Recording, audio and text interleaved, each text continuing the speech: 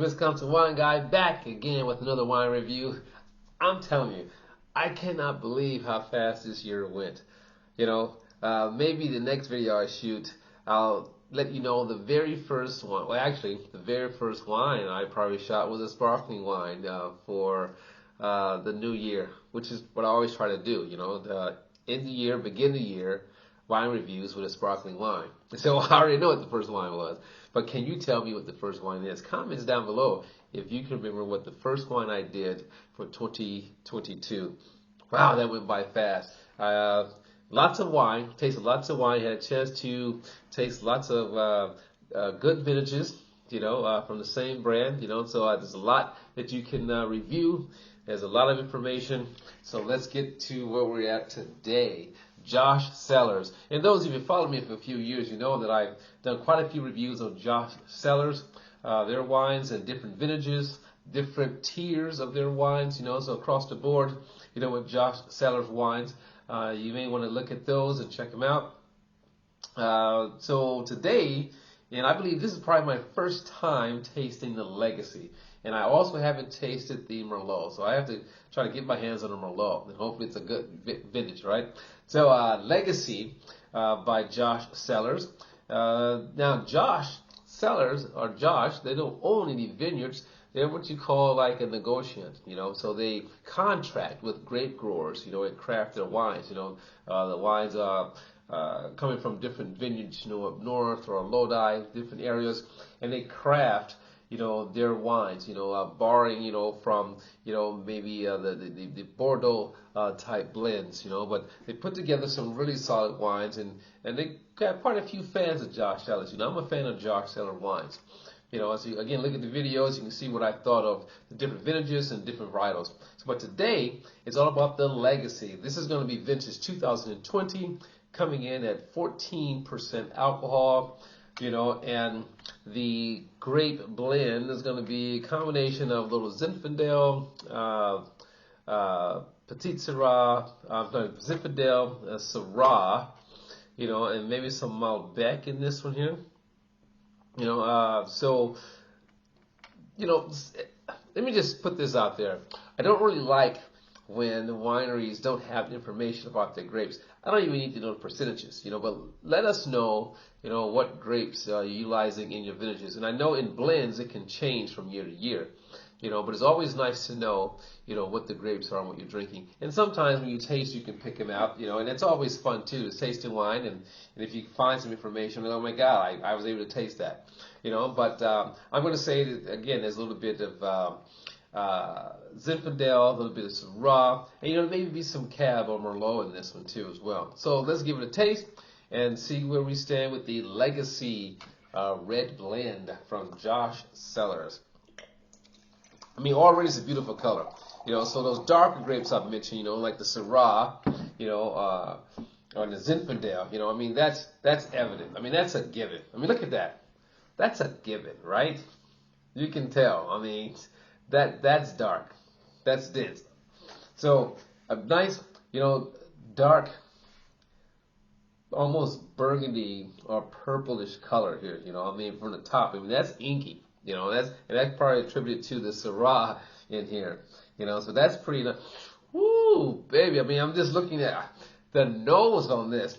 I'm just saying, the nose on this is just extraordinary. Wow. I can already see it when I swirl. I can already see it, staining my glass, a little bit discoloring. You can see it as the streams or the legs come down. You can see just hints of that purple color here. Wow. But that nose is just phenomenal. Wow, my word. Let's really get a smell, right? Oh, man. The richness on the nose, of the Legacy. Just the richness of fruit. It's like so deep here. It's like you have a handful of berries and you're just squeezing them in the glass. Oh my word, that's just nice. In reds, for me, when it comes to wine in general, if you can't smell the fruit, you can't taste the fruit, meaning it's a grape, it's fruit. If you can't taste those or smell those, then what's the point, right? All right, let's have some authenticity to it. And definitely you pick up, oh, those grapes, the little plum, the little spice, some cherry.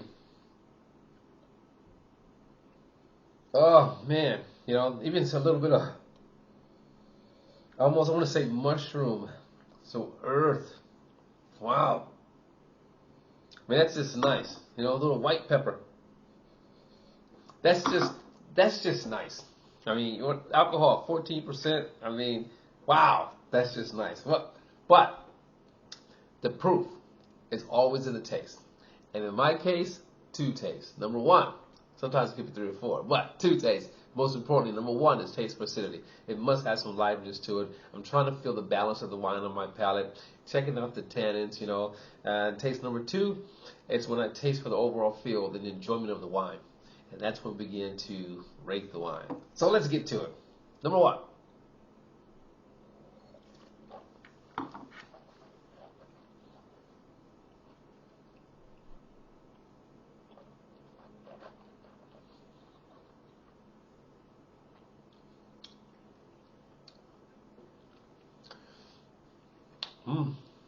So, juicy fruit, acidity, medium, soft tannins, but juicy fruit. You get more of that cedar taste. You know, when you do it like a proper rinse, right? You kind of pick up on a lot. Okay? So very, very dense, very juicy fruit. You know, like the old school type of Zinfandels. You know, that 15, 60% Zinfandels that came in, you know, like jammy, you know. You're picking up on that here. Okay?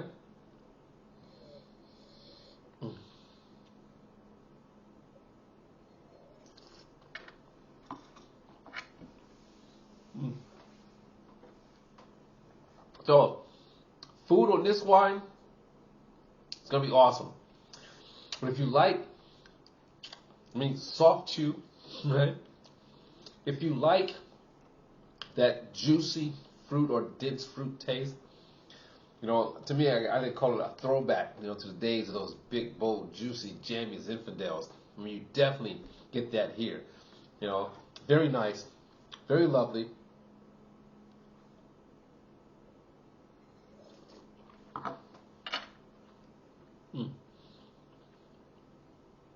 Okay. There's a little bit of bitterness, but it's not overpowering. It's not overwhelming. You know, it quickly fades. You know, this is the natural flow as it flows across your palate, but then that fruit comes through, so it quickly fades.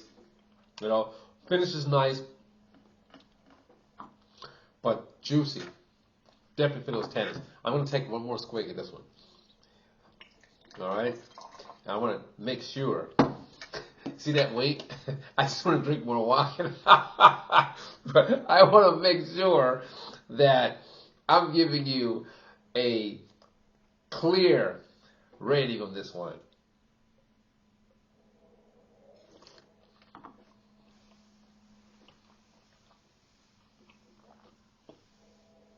Okay. So, berries abound, dark berries, a little bit of cherry, a little bit of spice, cedar notes, cedar wood taste on the finish. You know, soft chew on the tannins, dense juicy fruit. I'm gonna go 3/4. I mean, to me, it's a fruit bomb. You know, and nothing wrong with a fruit bomb. It almost gives you like that kiss of sweetness. It's so ripe tasting. You know, but 3/4. You know, I mean, I personally couldn't drink a lot of that. You know, myself, I will get probably my palate would tire of that density. You know, just like it did back in the day with the Zinfandels. You know, after a while, but it is something that I would drink. You know, a couple of glasses of.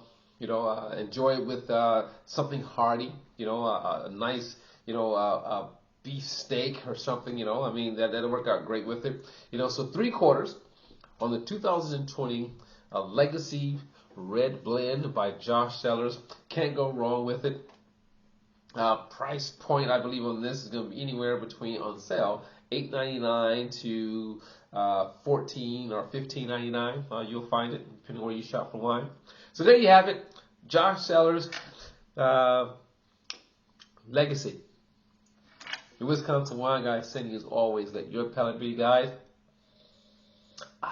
when selecting your wine, and I will see you next time. Ciao!